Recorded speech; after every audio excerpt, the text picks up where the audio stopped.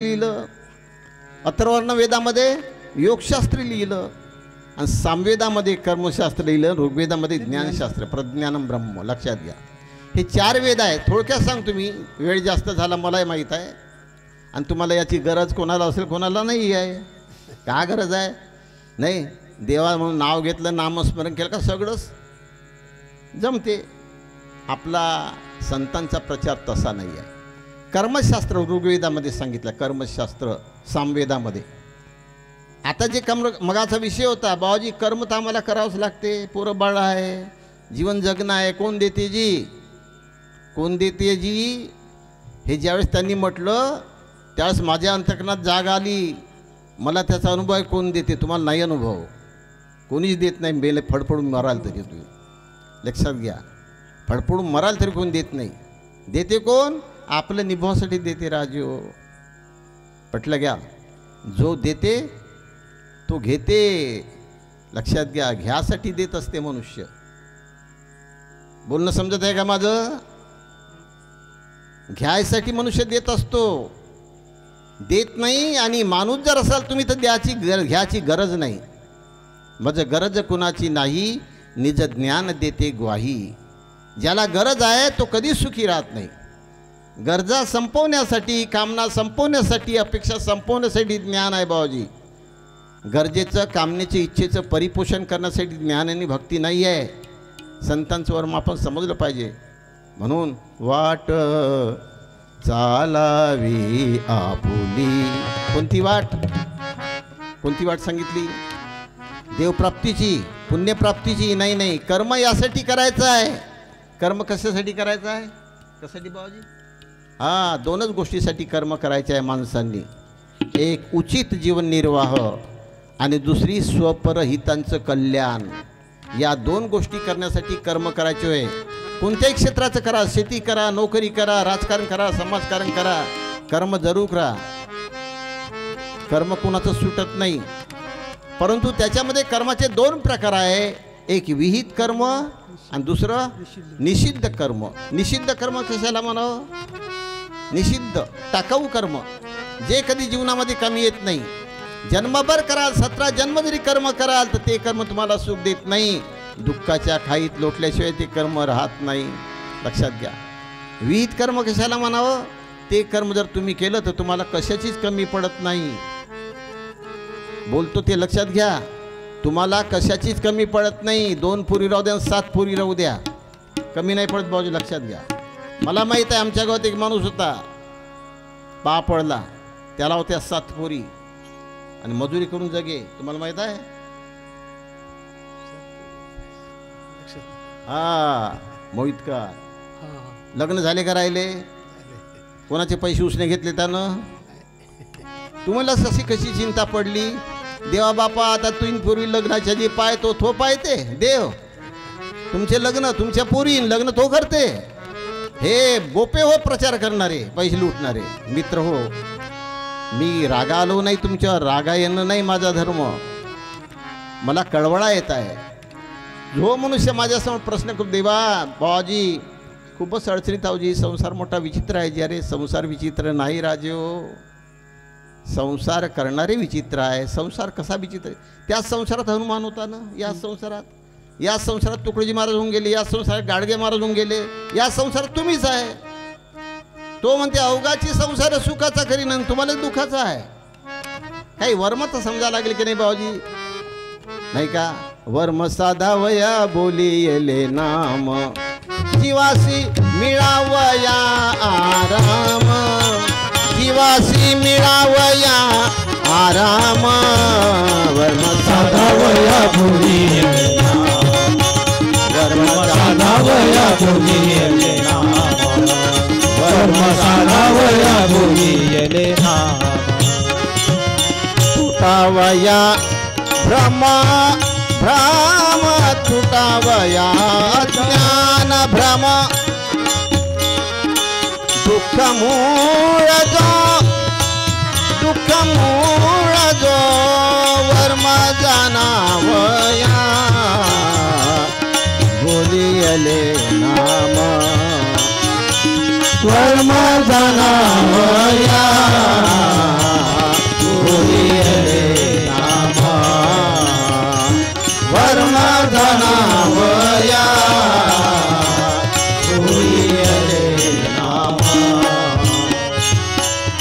नामाने तरते, नाम घेतलं तर जीवाचा उद्धार होते ना. पण नाम जाणे तुका वाणी, दिले संसाराला पाणी. नामाने कमाई होते, लक्षात घ्या. म्हणून आपण विचार केला पाहिजे आपली वाट कोणती.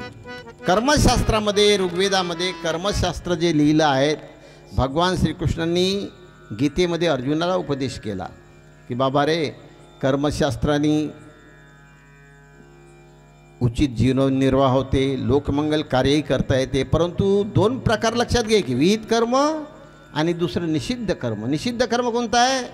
व्यसनाच्या विकारांच्या पूर्तीसाठी, काम क्रोधाधिक विकारांच्या पूर्तीसाठी, मानपान पदप्रतिष्ठेसाठी, कुटुंब पोषणासाठी, सुखविलासी जीवन जगण्यासाठी, वैभवविलास साधण्यासाठी जर तुम्ही कर्म करत असाल तर त्या कर्माने तुमच्या कामनेची पूर्ती कधी होत नाही. किती कर्म करा, किती इष्टित मिळवा. लक्षात घ्या, निषिद्ध कर्माचा त्याग केला पाहिजे. निषिद्ध कर्मांनी आपणाला दुःख प्राप्त होते आणि इतराला दुःख प्राप्त होते. निषिद्ध कर्म करतो त्याच्यामुळे आपल्याला हसता येत नाही, एकमेकाशी बोलता येत नाही, प्रेम भावनेनं राहता येत नाही, इमानदारीने जगता येत नाही. निषिद्ध कर्म आहे. म्हणून भागवतामध्ये निषिद्ध कर्म करून येणारा खिशात पैसा 15 प्रकारचे अनर्थ घेऊन येतात म्हणून लिहिलेला आहे. 15 प्रकारचे अनर्थ लिहिले आहे, वाचा तुम्ही भागवत. निषिद्ध कर्माने केलेला पैसा आणि विहित कर्माने मिळवलेला पैसा तुम्हाला कशाचीच कमी पडू देत नाही. हे भगवान श्रीकृष्णांचा अर्जुनाला दिलेला उपदेश आहे. परंतु मित्र हो, विहित कर्म करण्याची आपली इच्छा नाही.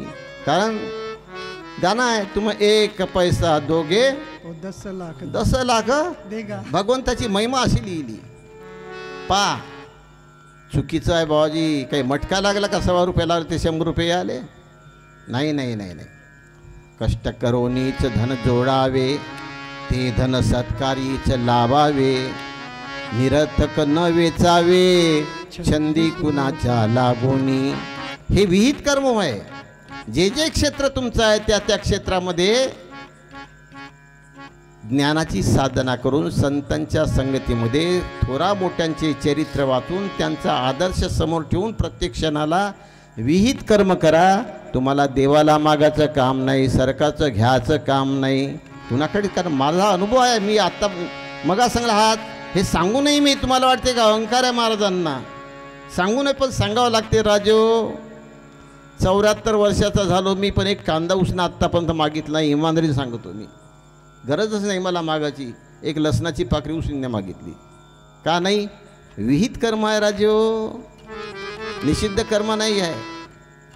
जर तुम्हाला निषिद्ध कर्माने माणसाची जीवनामध्ये सुख असते तर श्रीमंत लोकांना अटॅक का आला असता?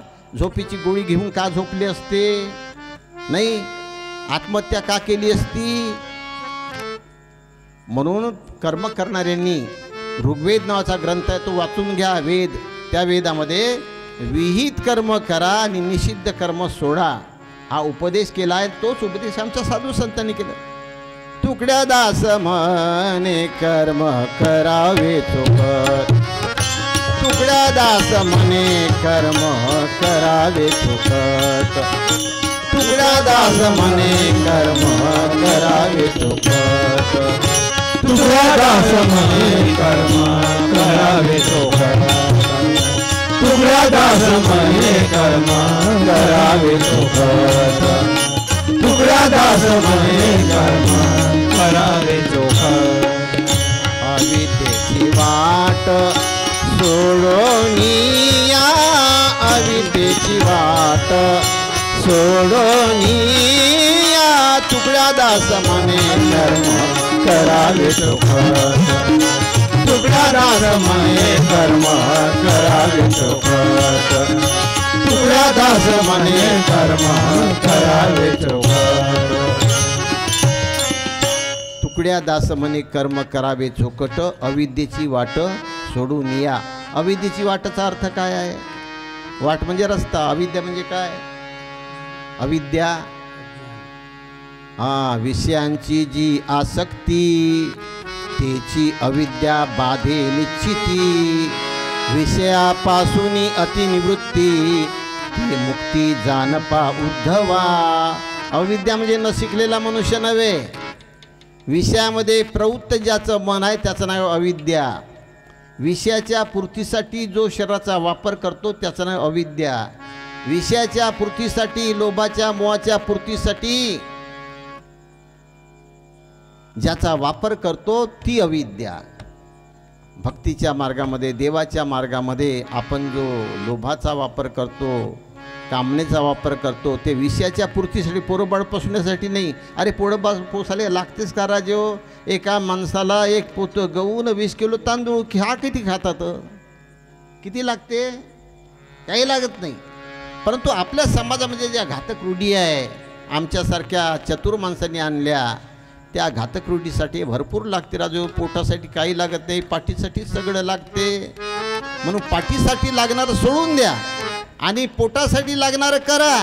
कोणाचीच गरज भासत नाही. हा संतांचा अनुभव आहे. म्हणून ऋग्वेदामध्ये विहित कर्म करा. समजला का तुम्हाला? विहित कर्म, ज्या कर्मामध्ये व्यसनांचा उपद्रव नाही, कामना नाही, आशा नाही, इच्छा नाही, अपेक्षा नाही, वैभव विलास नाही, मानपान पदप्रतिष्ठा, लौकिक नाही, असं जर जीवन जगत असाल मित्र हो, तुम्ही गरीब लोक अडचणीत नाही. चुकीची कल्पना आहे. अडचण त्यामुळं प्राप्त होत नाही. मन करे मौजा नसीब खाए लाता. ज्याच्या मनाला मौज करायची सवय आहे त्याला लाताच खावं लागते. मौज संपवली का लाता खायचं काम नाही. मी नेहमी सांगतो, दूध प्यायचं आहे का? मग दुभत्या म्हशीच्या लाता गोड. लाता खायच्या नसेल तर दूध सोडा, आणि दूध प्यायचं असेल तर लाता खा. 2 कामं चालू ठेवा. आता तुम्ही संतांनी सांगितलं, बाप हो, अरे म्हशीचं दूध त्याच्या पिल्यासाठी आहे, ढोराचं दूध माणसासाठी आहे का? साधे समजत नाही.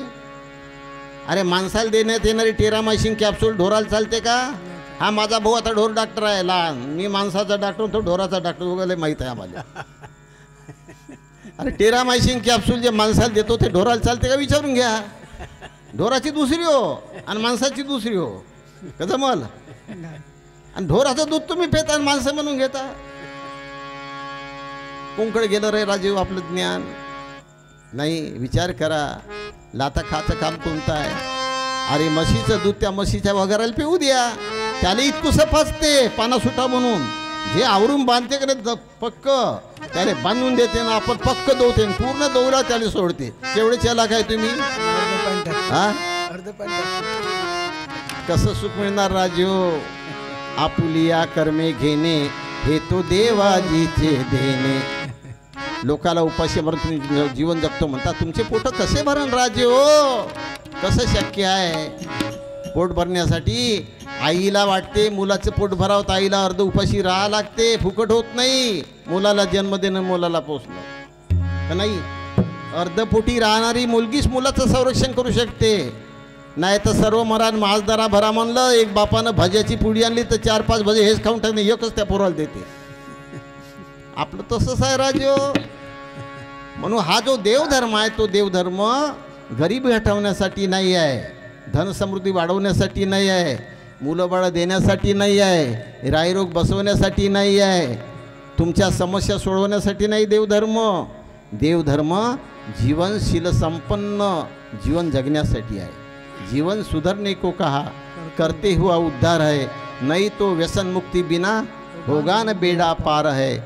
सारा जीवन भी गंदगी से ही भरा दिख जाएगा, तो आदमी का उद्धार कैसे हो पाएगा. म्हणून मित्र हो, एक भ्रम काढून टाका. वाट चालताना, जीवन जगत असताना सत्य संकल्पाची या अंती आणि सहजची होय सुखप्राप्ती. सत्य संकल्प करा. आपल्या ज्या वाटा आहेत त्या वाटा चुकल्या आहेत. म्हणून राष्ट्र संतांनी लिहिलं आहे,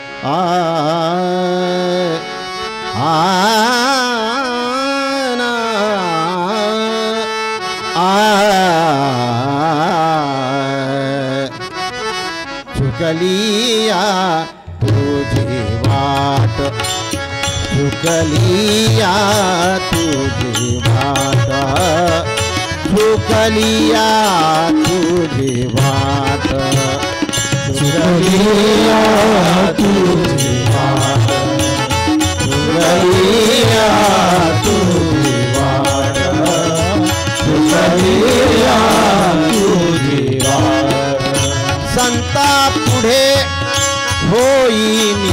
नीत संता पुढे होई नीत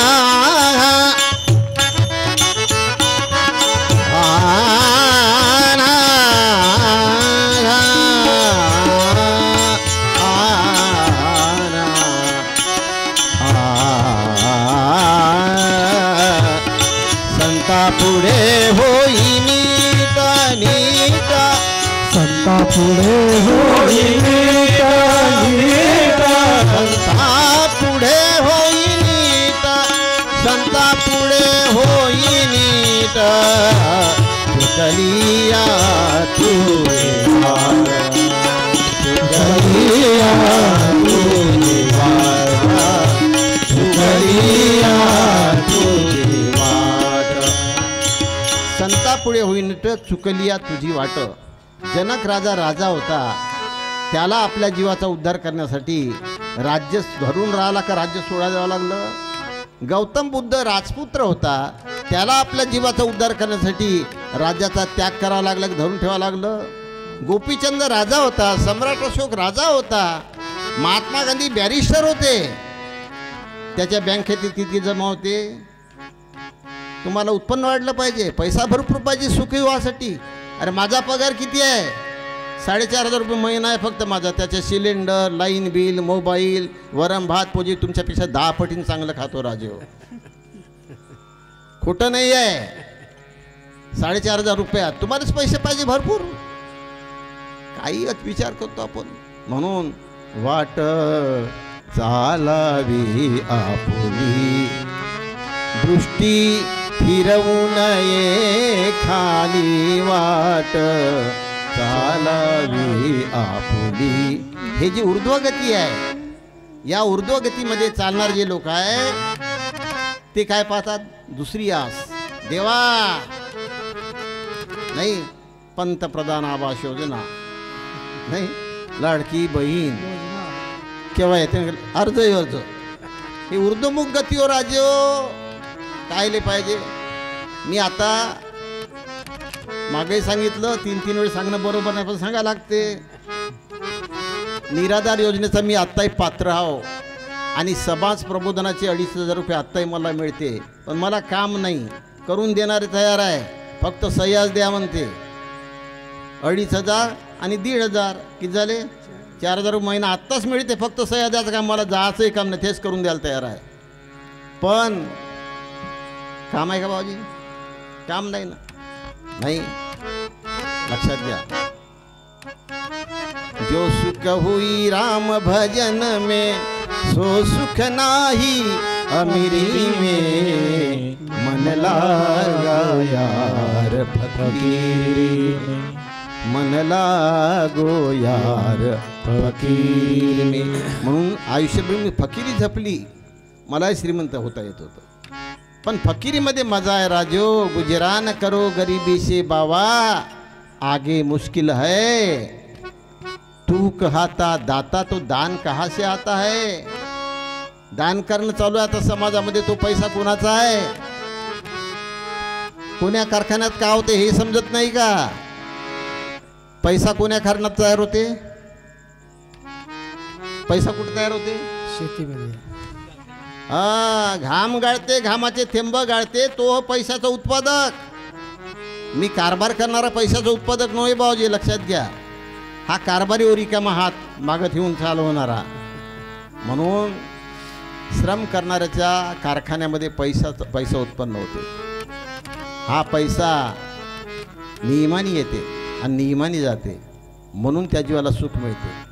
जो पैसा नियमबाह्य येते, नियमबाह्य जाते, तिथे किती योजना राबवाल सुख मिळत नाही, दरिद्री व्हाल. लक्षात घ्या. म्हणून वाट चालावी आपुली, ऊर्ध्वमुख गती ठेवू नका, दुसऱ्याची आस करू नका, देवाधर्माकडे पाहू नका, सरकारकडे पाहू नका, कोणाच्या सहकार्याची अपेक्षा करू नका. मी मायामीज लाईफ निबंध लिहिला, मागं सांगितलं, त्याला शिफारसपत्र जोडलं होतं की मी नोकरी करणार नाही. सायंट्री इन्स्पेक्टरची ऑर्डर आली पण मी गेलो नाही. त्याला शिफारस पत्र गेलं, जर माझ्यावर कदाचित वेळ आली मी माझ्या भाऊबंदाकडे पाहणार नाही. काय करशील? झाडाखाली झोपील, पाय फडफडून मरून जाईल, पण कोणाला मागणार नाही, कोणाला माझ्या जगण्यात त्रास देणार नाही. जीवन वय. अरे जीवन असे जगले लोक राजो. तुकाराम सावकार होता, काहून सोडली सावकार की नाही? काय कमी होतं? म्हणून मित्र हो, सुखाची लालसा करू नका, वर पाहू नका. कोणी वर नाही तुमचा दाता, कोणी कुणाचे नाही, कोणी कुणाचे नसे, हे जरी ठावे असे, परी नैश्वर्या जीवनी हा जीव माहित का फसे. ही आज सोडा. ऊर्ध्वमुख गती. अधोमुख गती कशाला म्हणतात? कमरेपासून खालची गती अधोमुख गती. विषयाच्या पूर्तीसाठी, वासनेच्या पूर्तीसाठी, कामनेच्या पूर्तीसाठी करावं लागते तुम्हाला. कायले करता? पोट भरासाठी करावं लागते, नाही करावं लागत. अधोमुख गती नीच दृष्टी, वरची गती ऊर्ध्व गती, देऊन दोन्ही खुला. दृष्टी फिरवू नये खाली, दृष्टी खाली फिरवू नये. वाट चालावी आपुली. आणि कमरेपासून इथपर्यंत आपला साचा इथं आहे भगवान, नाही अंदर नारायण बैठा बे, आहे की नाही? हा, इथं आहे नारायण हृदयामध्ये, हृदय निवासी राम आहे. मध्यस्थिती धारण करा, मधामध्ये पाय, हृदयामध्ये पा. हृदय निवासी राम है जो रोम रोम प्रकाशता, साक्षी परीक्षक जीव है यही राम सत्य न जानता. कुठं वर्त पाता रामाला, कुठं देवळात जाता, कुठं मठ मंदिरात जाता, कुठं खंजऱ्या वाजवता, कुठं टाळ वाजवता रामासाठी. राम कुठे आहे त्याला लक्षात घ्या. म्हणून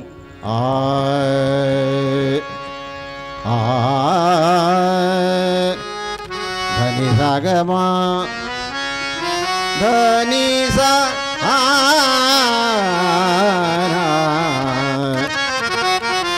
सर्वाभूती जासी राम कळो आला. सर्वाभूती जासी राम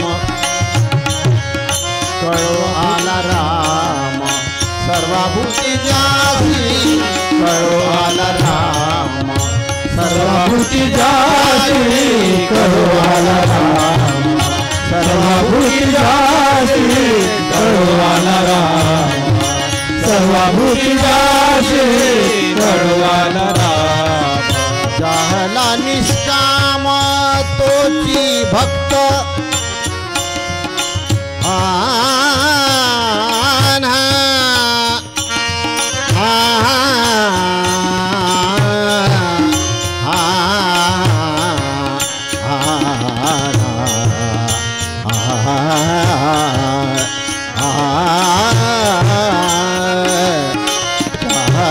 निष्काम तोची भक्त झाला निष्काम.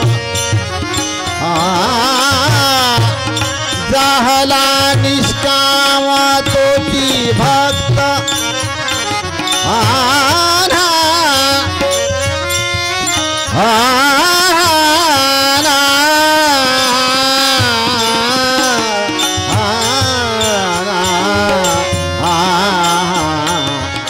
झाला निष्काम तोची भक्त, तोची भक्त, तोची भक्त, तोची भक्त. सर्वभूती जासी कळो आला. राम सर्वभूती जासी कळो आला. राम सर्वभूती जासी कळो आला. राम राष्ट्रसंताचा पुरावा आहे. आजचे अभंग पूर्ण राष्ट्रसंतांच्या गाथेतले आहे, पाहून घ्या. सर्वाभूती जासी कळो आला. राम झाला निष्काम तोची भक्त. भक्त कोणाला म्हणावं? उपासक कोणाला म्हणावं? शिष्य कोणाला म्हणावं? निष्काम वृत्तीने जीवन जगण्याला सुरुवात करणारा जो आहे त्याचं नाव उपासक. निष्काम, सगुण नाही. देवा दे, दे नाही, देणं शिकू नये माणसाचं. देणं घेऊ नये, देणं द्यावं. देतो तो देव, घेतो तो राक्षस. म्हणून प्रपंचामध्ये सुख पाहिजे असेल, ज्ञानेश्वरांनी म्हटलं आहे, अवघाची संसार सुखाचा करावा. क्षेत्र परमार्थाचं असो की क्षेत्र प्रपंचाचं असो, सुख जे मिळते ते कष्टाने मिळवावं लागते राजे हो. आशीर्वादानं, कृपेनं, प्रार्थनेनं, ध्यानानं, नामानं, जपानं, कोणत्याही साधनाने सुख प्राप्त होत नाही. सुख सज्जनांच्या सवे, परी आघाते सोसावे. सज्जनांच्या संगतीमध्ये सुख आहे, पण आघात सोसावा लागते. ज्याला आघात सोसायचं नाही, ज्याला आयतं खाची सवय आहे, त्याच्या जीवनात सुख मिळत नाही. म्हणून वाट आपुली चालावी, दृष्टी फिरवू नये खाली. वाट आपुली चालावी. एक प्रपंचाची वाट आणि दुसरी परमार्थाची वाट. एक सुखाची वाट, एक दुःखाची वाट. एक पुण्याची वाट, एक पापाची वाट. नाही, ह्या वाटा दोन आहे. पाप पुण्य दुई कर्म है नरदेहन के बीच. सुसंग कुसंग जस योग मिली, उत्तम मध्यम नीच. दोनच वाटा आहे राजेवर या समाजामध्ये. आपण कोणत्या वाटतात? वाट चालावी आपुली. आपली वाट आहे सुखाची, दुःखाची नको. दुःख कुणाला नको आहे. आपली वाट आहे पुण्याची, आपली वाट आहे देवाची. देव पुण्य सुख बाहेर नाही आहे. देव पुण्य सुख तुमच्या शरीरात आहे, तुमच्या जीवन जगण्यात आहे. कुठेही पुण्य बाहेर नाही. मनी पाप पुण्य. आपल्या मनामध्ये पाप पुण्य आहे. मन जर तुमचं दुबळं असेल तर पाप तयार होईल. मन बलवान आहे, पाप तयार होणार नाही. म्हणून असं कर्म सोडा. विहित कर्माची व्याख्याच अशी आहे, शेती करताना, मजुरी करताना, नोकरी करताना, कोणतंही क्षेत्र, राजकारण करा, समाजकारण करा, धार्मिक प्रचार करा, त्या प्रचारामध्ये जर तुम्हाला आपल्या वाटेने चालायचं असेल तर वाट चालण्यासाठी 4 शास्त्रांचा अभ्यास पहा. विहित कर्माचा स्वीकार करा, निषिद्ध कर्माचा त्याग करा, सुख प्राप्त होईल. यजुर्वेदामध्ये उपासना शास्त्र लिहिलं आहेत. उपासना म्हणजे भक्तीचं शास्त्र लिहिलं आहे. त्या भक्तीच्या शास्त्रामध्ये काय लिहिलं आहे? एक जड उपासना आणि एक चेतन उपासना. फोटो सबही नक्कल है, उसे पूजने से नहीं चले काम. फोटो जे लावतो आपण, पुतळे तयार करतो, स्मारक लावतो, मंदिरामध्ये देव बसवतो, त्या फोटोचं काय चिन्ह लक्षण आहे, चित्र. आता आहे माझे दुकानामध्ये अनंत महाराज तुमचे फोटो आहे, अनंत महाराजांचे. हे तिथंच आहे विक्रीला. तुम्ही नेतं आहे, आरती करता तुम्ही. तो अनंत महाराज तुम्हाला का देणार आहे? मी आता गावाला गेलो, बाबाजी कालचा थोडासा विषय तो 12 वाजता सांगला की नाही, तो थोडा समजून द्या. तो अनंत महाराज समजून सांगा का? अनंत महाराज समजून सांगत नाही. रामाचं चित्र असेल तोही समजून सांगत नाही. तुकडोजी महाराज चित्र असेल तोही समजून सांगत नाही. कारण ते जड उपासना आहे राजो. त्यांचा उपदेश, त्यांचं चारित्र्य, त्यांचं साहित्य वाचा, त्यानं तुमचा उद्धार होईल. नुसतं पूजनाशी काम, भूषणाशी नाही काम. लक्षात घ्या. म्हणून जड उपासना आणि चेतन उपासना उपासनाशास्त्रामध्ये लिहिलेलं आहे. जड उपासनेनी अहंता ममता वाढते. जड उपासनेनी निरापेक्ष जीवन जगता येत नाही. म्हणून चेतन पूजा म्हणून सगळ्या संत, मग सांगितलं, सगळ्या संतांनी तुम्हाला जिवंत जीवाची पूजा करायला सांगितलं आहे. तुकड्या मने जीवासाठी सर्व केल्या आटाआटी, तुकड्या म्हणे जीवासाठी. म्हणून प्रत्येक साधकांनी, उपासकांनी सिद्धी करा. सिद्धी करण्यासाठी, साधना करण्यासाठी काय? साधनांची सिद्धी, सिद्धी साधनांची सिद्धी, सिद्धी साधनांची सिद्धी, सिद्धी साधनांची सिद्धी. मौन करा स्थिर बुद्धी, मौन करा स्थिर बुद्धी, मौन करा स्थिर बुद्धी.